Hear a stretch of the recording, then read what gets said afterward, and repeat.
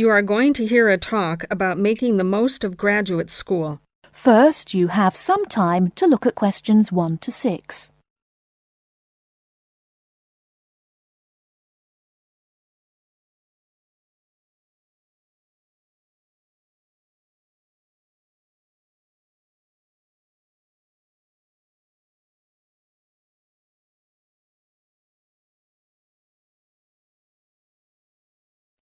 Good afternoon. Welcome to you, new entrants to the graduate school. My job now is to give you the graduate school survival guide and make some concise suggestions for getting the most out of your relationship with our research supervisor, getting the most out of what you read, and making continual progress with your research. First, your relationship with your supervisor. This is fundamental. Meet regularly. You should expect to meet once a week or at least every other week because this will give you the motivation to make progress and also keeps your advisor aware of your work. Prepare for your meetings. Come to each meeting. Also, bring the notes from your previous meeting together with a list of any upcoming deadlines. Make a plan for what you hope to get out of each meeting. After the meeting, email your supervisor a brief summary.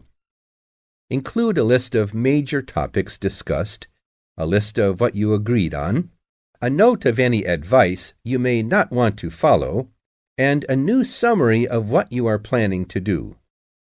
This helps avoid misunderstandings and provides a handy record of the progress of your research. Add a to-do list for yourself and your supervisor, including a reading list. Finally, add the time and date for the next meeting. My second main piece of advice is to keep your supervisor informed. Show him or her the results of your work as soon as possible. This helps your supervisor understand your research and identify any potential points of conflict early in the process. Include summaries of your work, including any results of experiments, and also anything you write about your research. Thirdly, communicate clearly. If you disagree with your advisor, state your objections and concerns clearly and calmly. If you feel that something about your relationship is not working, discuss it with him or her. Whenever possible, suggest steps that they could take to address your concerns. Under this heading, it is extremely important to take the initiative. You do not need to clear everything you do in your research with your advisor. He or she is busy too. You must be responsible for your own ideas and the progress of your work.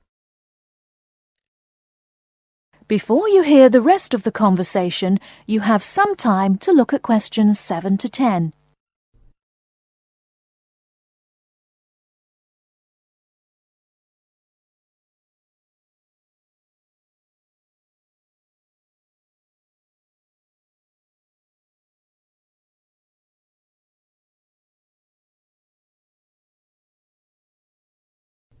Now listen and answer questions 7 to 10. The second section of my talk is about getting the most out of what you read. The first principle here is to be organized. Keep an electronic bibliography with notes and pointers to the paper files. Keep and file all the papers you have read. Point 2. Be efficient. Only read what you need to.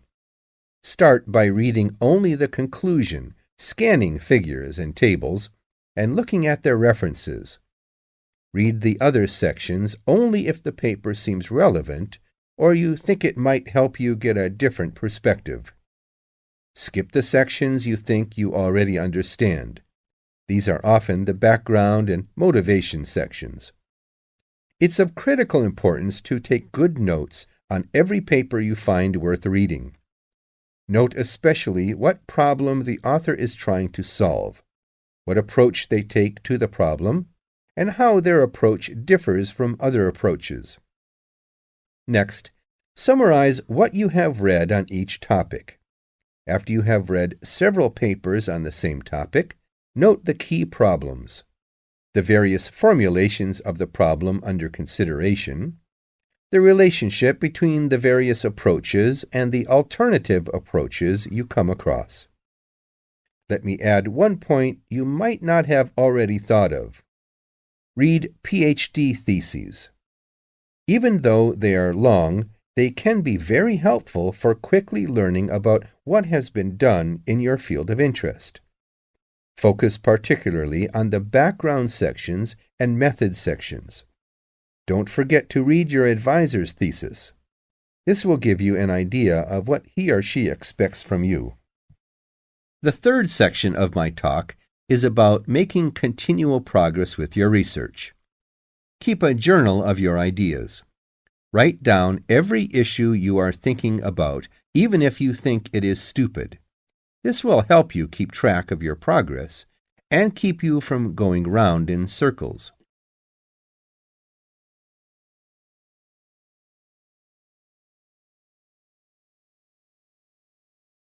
That is the end of part 1.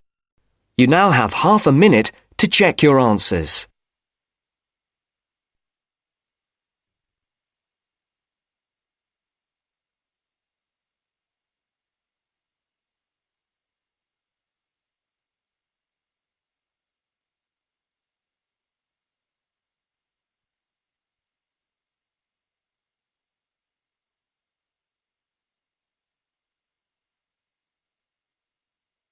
Now turns to part 2. Part 2. You will hear a conversation between a customer and a shop assistant. First, you have some time to look at questions 11 to 15.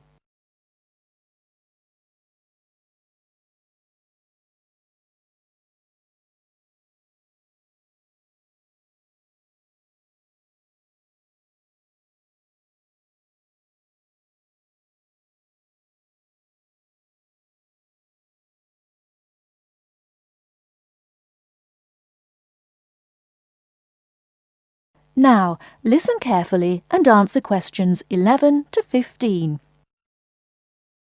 I'm interested in buying a radio. Can you help me? Yes, of course. As you can see, we have this analogue radio on special offer today for £29.99. They are normally £35. We've also got a much more modern range of digital radios. These are over here. Oh, yes. What are they? They're the new technology. This one, for example, sells at £95. The analogue radios are looking a bit old-fashioned now. Are they? What's so good about these new ones? Well, the main advantage with the analogue ones is, of course, cheapness.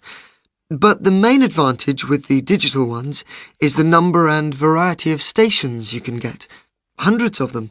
All kinds of stations, playing music, rock, pop, classical, everything in fact. As well as news, current affairs, comedy, all sorts. What about the sound quality? The quality is very good. Under certain circumstances, you can get amazing sound quality with analogue, but this is usually with very expensive radios which would normally be part of a hi-fi sound system. We have lots of those on the 3rd floor if you're interested. The second great thing about digital is clarity. You get no interference. Well, less interference than with analogue. You get a very clear and clean sound. Well, I want a radio for the flat I share with 3 other friends of mine. Well, you want something that will last. The analogues come with a 1-year guarantee, but the digitals have a 2-year guarantee, which is extendable to 3 years if you pay an extra £26. The main disadvantage with analogue is that it will be turned off in a few years. We don't know exactly when, but sometime.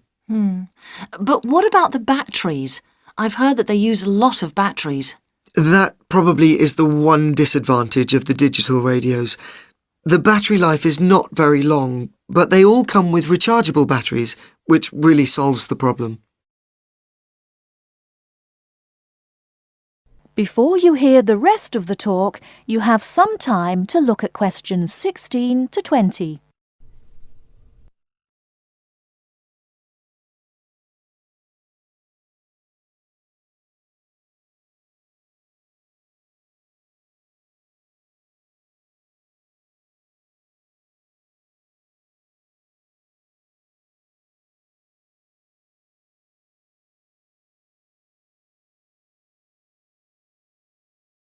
Now listen and answer questions 16 to 20.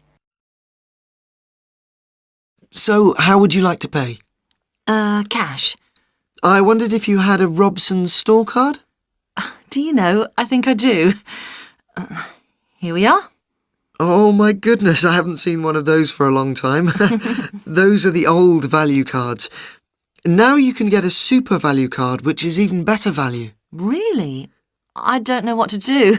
Well, I can change you onto a super value card if you want. With the super value card, you get double the standard number of points and your free credit period is longer. With your old card, you get 1 month's free credit, but you can get 3 months free credit with the new card. The interest rate is a bit higher at 22.5% rather than 18.5%, but if you're careful, you don't have to pay interest at all. Well, I'm not sure about that. It seems better in some ways. Can I continue to use my old card? You certainly can, until they withdraw them, which I'm sure they will before too long. But with the super value card, there are special card-holder-only days, 2 per month, compared with 1 per month with the old card. I see. My old card gave me free delivery too. That's right, free delivery within 20 miles. The super value card gives you free delivery up to 50 miles. Well, that sounds good. I think the old card was free too. With the super value, there is an initial fee of just £12, and then it's very good value. I think I'll pay cash. Very good, madam. That is the end of part 2. You now have half a minute to check your answers.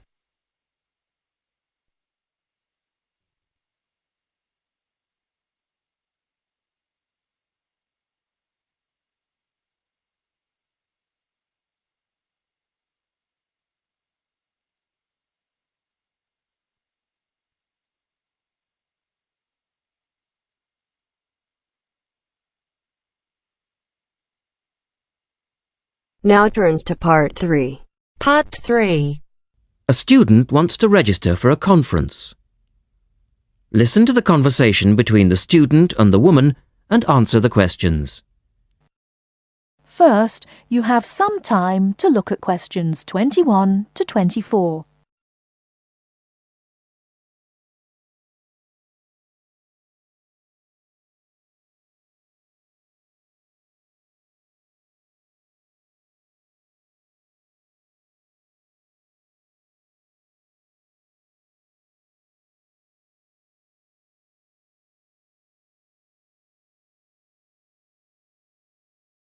Now, listen carefully and answer questions 21 to 24.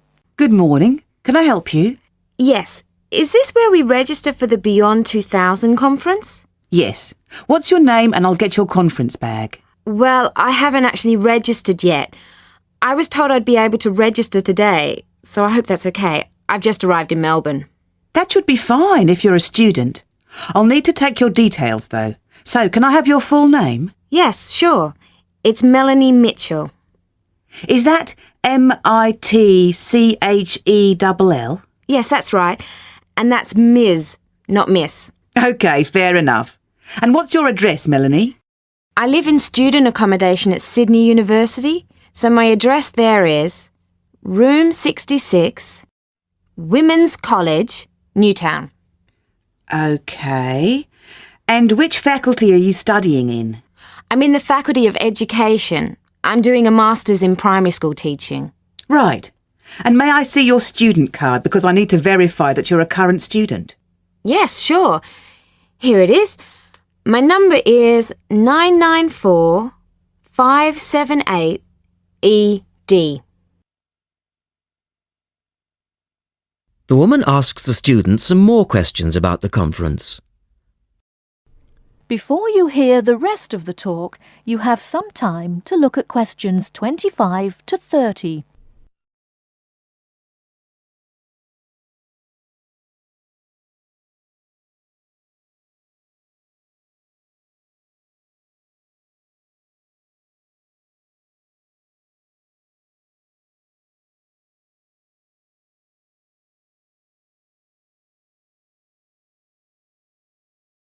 Now listen and answer questions 25 to 30. OK. Now, do you want to attend all 3 days? The conference runs from Thursday to Saturday. Yes, I think so, if I can afford it. What does it cost? Well, you're eligible for a student discount, which makes it $15 for a day registration or $40 for the 3 days, though it is possible to register for half a day only. I'll register for all 3 days, please. Good. Now, will you be requiring accommodation while you're here in Melbourne? Yes, I suppose I will. What's available? Well, we have several levels of accommodation. You can share a room with another student for $25 a night. Or you can have your own room but share the bathroom. I believe it's just down the corridor. That's $45. Right. Or you can have a single room with your own bathroom. I don't mind sharing a room. On second thoughts, yes, I do. I'll have my own room, but I'll share the bathroom. Right. Now, the conference fee does not include meals, though you do get tea and coffee in the breaks. Shall I put you down for lunch? That's an extra $10 a day. And there's the conference dinner on Friday night, which is $25. Oh, and what about breakfast? Hang on a minute. It's all starting to sound rather expensive. I'll have the lunch, but not the dinner or breakfast, if that's okay. Perfectly okay. Now, a couple of other things. There are a number of special interest groups organised. They're known as SIGs, and you're asked to nominate your preference. They'll take place on the Friday afternoon and Saturday morning, but they're filling up quickly, which is why you need to nominate now. Right. What are the SIGs? Well, there are 6 altogether. Let's see. On Friday, you have a choice between computers in education or teaching reading skills. Or a session on catering for the gifted child. Oh, they all sound interesting. But technology in the classroom is really my area of interest, rather than reading. So I'll go for that. I can probably read up on the gifted child topic myself. Right.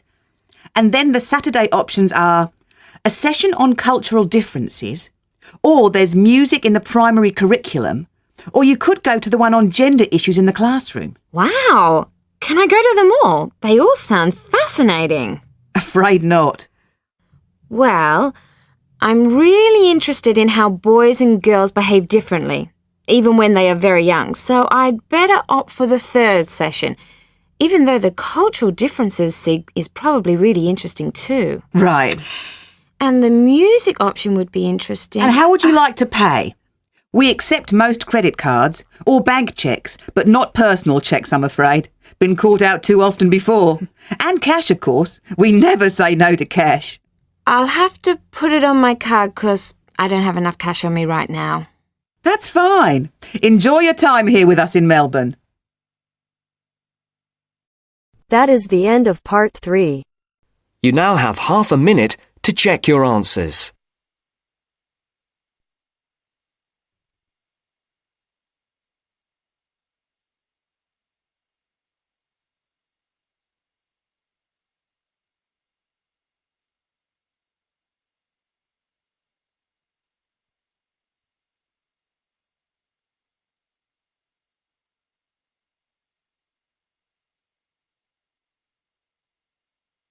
Now turns to part 4. Part 4. You'll hear a discussion about how to manage time. First, you have some time to look at questions 31 to 40.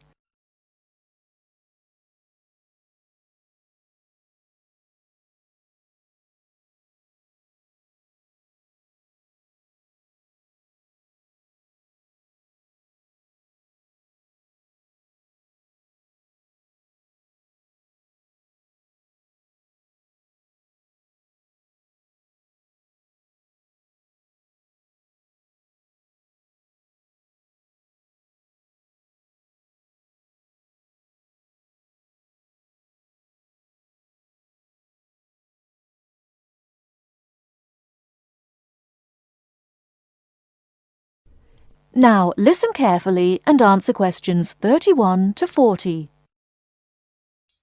Good afternoon, ladies and gentlemen. The topic for today's discussion is time management. It's very important that you develop effective strategies for managing your time to balance the conflicting demands of time for study, leisure, earning money, and job hunting. Here is an exercise which will help you to identify areas in which you might be able to improve your time management. Try to answer the 40 questions as honestly as you can, and then score yourself from 1 to 4 in each area. You have 5 minutes to finish them. Okay, please stop and look at the screen. According to your answers, you can find in which area or areas you get the minimum scores, and I can give you some strategies to improve them. I find I get the lowest score in the area of using lists. I don't have the habit of keeping a list. What use does it have? Keeping a to-do list is a useful reminder system to tell you of when you need to do what. Don't try to remember everything in your head. Carry a pen and paper or organizer wherever you go to write down the things you need to do, including appointments and deadlines. Do you think a daily list of tasks is necessary? Yes, it is an excellent way to focus your mind on important objectives. Make sure you update your list daily, crossing off completed tasks and adding new tasks. Urgent or important tasks can be highlighted with an asterisk. I find it difficult to set goals. How do I set myself specific and clearly defined goals? You must make sure that these goals are realistic and achievable. To do this, you first need to examine your present situation and assess what goals are important to you and what action you need to take to achieve your target. I am in the final year and trying to find a job. I can't combine the pressures of intensive study with finding time to apply for jobs. Sometimes you need an alternative route to your goal in case you have to change your plans. For example, taking a relevant postgraduate course if you can't get a job. Whenever the examinations sneak up, I start getting nervous. I don't know how to organise my time to deal with so many subjects. You should have a regular venue for revision, such as the library, where you're free from distractions. Plan out a revision schedule or timetable so you devote enough time to each subject. You can also use past examination papers when revising to familiarise yourself with the sort of questions that might be asked. When revising, take a few minutes break every so often to clear and refresh your mind and allow some time off for complete relaxation. I'm always late for everything. You know, the deadline of papers and seminar reports. Sometimes I cannot make decisions immediately, so I ignore them on purpose. So you fall into the area called procrastination. I think it's important that you manage your fear of doing things you don't want to do, and realize that the fear is often far worse than any possible negative results. The best time to do something is usually now. Taking action generates the energy for further action. That is the end of part 4. You now have half a minute to check your answers.